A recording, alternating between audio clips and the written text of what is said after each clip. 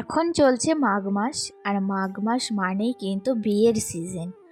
আমাদেরও না এই সপ্তাহটা জুড়েই কিন্তু প্রচুর বিয়ে, প্রচুর অনুষ্ঠান এবং প্রচুর ভোজ। তো সেই রকমই কিন্তু আমরা জোগাড় প্রস্তুতি সবটাই নিচ্ছি। আর বিয়ে উপলক্ষে আমাদের কিন্তু বাড়িতে মা, বোন এবং বোনের হাজব্যান্ড আসবে আমার বাড়ি।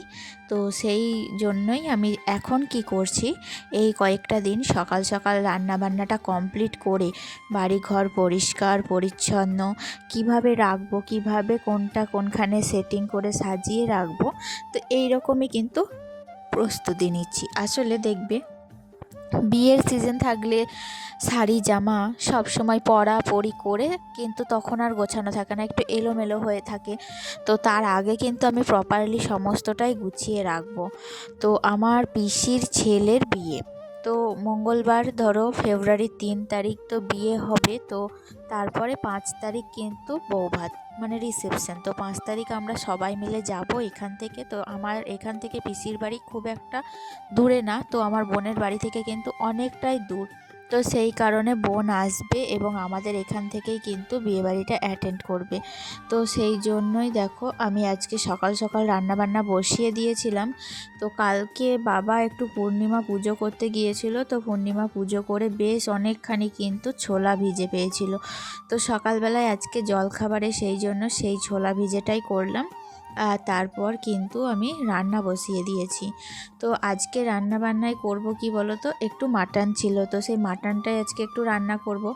আর যেহেতু জানোই তোমরা অনেকে, আমার শাশুড়ি মা কিন্তু মাটন খেতে মানে পছন্দ করে না, তাও না এমনকি মানে গন্ধটুকুও নিতে পারে না। তো সেই কারণে আমি সমস্ত রান্নাবান্না যেটুকু করার তো সেটাই কমপ্লিট করে তারপর লাস্টে মাটনটা করব। তো মাটনের আলুটা আগেই কষে নিলাম, দেখতেই পেলে। আর আজকে কিন্তু আমার ননদের শাশুড়ি আসার কথা ছিল। তো আমার ননদ তো একটু অসুস্থ, তো তিনি যাবেন ব্যাঙ্গালোরে একটু চিকিৎসা করাতে। তো তার শাশুড়ি খুবই বয়স্ক, তো তিনি তো বিধবা, আর আমাদের বাঙালিদের বিধবা মানে নিরামিষ খায়। তো সেই কারণে আমি দেখলাম যে এদিকে মাংস হবে, আর মানে তিনি তো নিরামিষ খায়। তো আমাকে 12টার পর ফোন করে জানাচ্ছে যে আজকে আসতে পারবে না, কারণ ব্যাঙ্গালোরের টিকিটটা না পাইনি। তো আমি মানে প্রথমে নিরামিষ তরকারিরই কিন্তু আইটেম নিচ্ছিলাম, দেখতেই পেলে পালং শাক, বেগুন ভাজা এসবই করছিলাম। তো যখনই জানতে পারলাম যে আর আসবে না, তো সেই তখনই কিন্তু আমি দেখলাম আর রান্না বাড়িয়ে লাভ নেই, তখন কিন্তু মাটনটা করে নিলাম। যাই হোক, রান্নাবান্না দেখো মাংস যদি হয় না, তার সাথে কিন্তু আর কোনো তরকারি তেমন একটা লাগে না। একটু ভাজাভুজি কিংবা একটু যদি চাটনি হয়ে যায় তাহলেই কিন্তু রান্না ওই দিয়েই ভাত চলে যায়। তো এদিকে মাংস হয়েছে, বুঝতেই পারছো গ্যাসের ওভেনের ওপরে প্রচুর তেল মশলা কিছু ছিল। তাই প্রথমে একটু সাবান জল দিয়ে আমি গ্যাস ওভেনটা মুছে তারপর একটা শুকনো ন্যাকড়া দিয়ে ভালো করে গ্যাসটাকে মুছে নিলাম। আর যখনই দেখবে আমি যদি একটু বেশি মানে তেল মশলা রান্না করি, তো প্রত্যেক দিনই তো আমাদের মানে পরিবারে তেল মশলা রান্নাটা হয়, কারণ আমরা একটু রিচের রান্নাটাই খাই। আর আমার শাশুড়ি মা বিশেষ করে তো রিচের রান্না ছাড়া খেতেই পারে না। একটু অন্য দিন যদি আমি অল্প তেল দিয়ে রান্না করি না, সেদিন কিন্তু রান্নাটা বলে যে ভালো হয়নি বা খেতে চায় না, খেতে ভালো লাগলো না, এরকম একটা ব্যাপার। তো সেই কারণেই কিন্তু মানে একটু রিচের রান্নাটা আমরা করে থাকি আর খেয়ে থাকি। তো যেদিনই দেখবো একটু তেল মশলা রিচের রান্না, সেদিন কিন্তু আমি রান্নাঘর থেকে আরম্ভ করে গ্যাস ওভেন সমস্তটাই একটু সার্ফ কিংবা একটু সাবান দিয়ে সমস্তটা পরিষ্কার করি।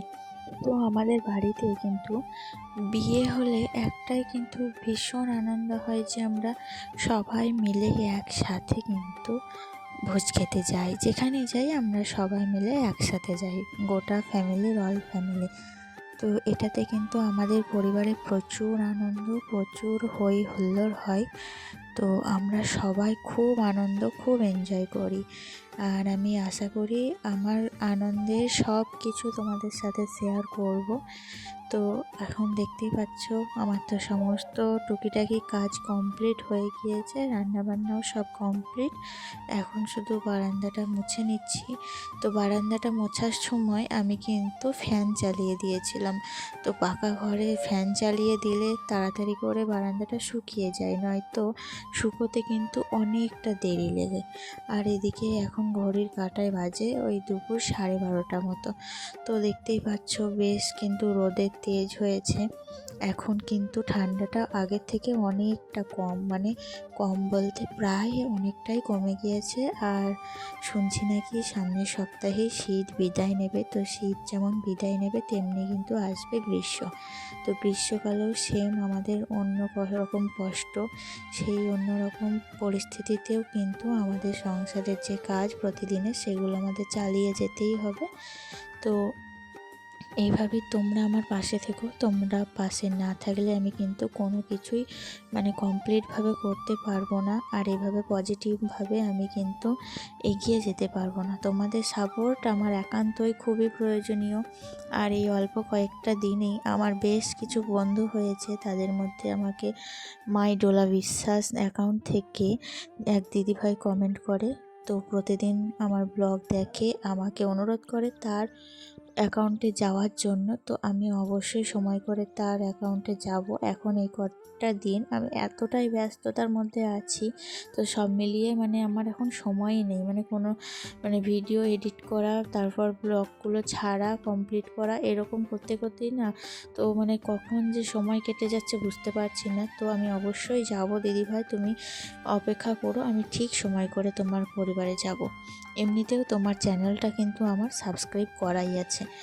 আর তাছাড়া আমাকে রুবিনা দিদিভাই কমেন্ট করেছে যে খুব ভালো লাগলো দিদিভাই তোমার ব্লগটা, লাইক দিয়ে দেখে নিলাম। থ্যাংক ইউ দিদিভাই, অসংখ্য ধন্যবাদ তোমাকেও। তুমিও আমার পাশে আছো প্রথম দিন থেকে, তো তোমার প্রতিও আমার অসংখ্য ধন্যবাদ রইল। এভাবেই আমার পাশে থেকো। তো তারপরে তো একবারে খাওয়া দাওয়া করে একটু রেস্ট নিয়েছিলাম। আর এখন দেখো ছাদের উপরে বেশ কিছু জামা কাপড় ছিল, তো সব জামা কাপড় কিন্তু তুলে তারপরে চলে এসেছি বেডরুমে।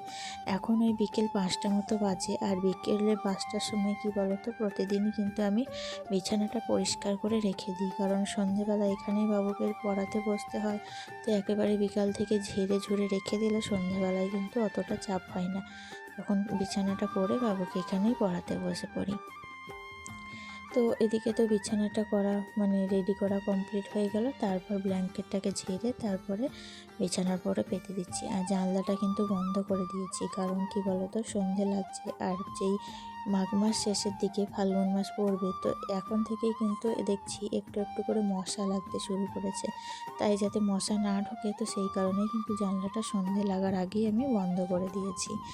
আর তারপরে দেখো আমি একটু মুখে ফেস ওয়াশটা করে নিচ্ছি, কারণ সেই স্নানের সময় মুখটা ফ্রেশ করেছি, তারপরে তো ঘুম থেকে উঠে আর মুখটা ফ্রেশ করাই হয়নি। এখন মুখটা ফ্রেশ করে একটু নিজে রেডি হব আর কি। তো আগে বিকালবেলায় প্রত্যেক দিন আমি কিন্তু ফ্রেশ হতাম, চুল আঁচড়াতাম, সিঁদুর পরতাম। তো এখন আর অতটা সময় করে উঠতে পারি না। আজকে টিউশনই নেই বাবুর, সেই জন্য কিন্তু আজকে সময় করে এতটা নিজের যত্ন নিতে পারছি। নইলে ওই যে ভাত কটা খেয়ে তাড়াহুড়ো করে নিজে যেটুকু পারলাম রেডি হলাম, নয়তো সেইটুকু নিয়েই কিন্তু ছেলেকে নিয়ে চলে যেতে হয় টিউশনি। আর টিউশনি থেকে এসে আর একদমই ইচ্ছা করে না যে একটু নিজের জন্য টাইম বের করে নিজে একটু ফ্রেশ হয়ে নেব। তো যাই হোক, এখানে আমি ব্যবহার করলাম ল্যাক্টোক্যালামাইনের কিন্তু ময়শ্চারাইজার। এটা ইউজ করার পর আমার এত বেনিফিট পেয়েছি।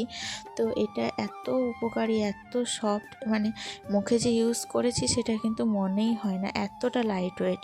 তো যাই হোক, আমি তো অনলাইন থেকে প্রত্যেকটা ক্রিম ময়শ্চারাইজার সব কিছু অর্ডার করে থাকি।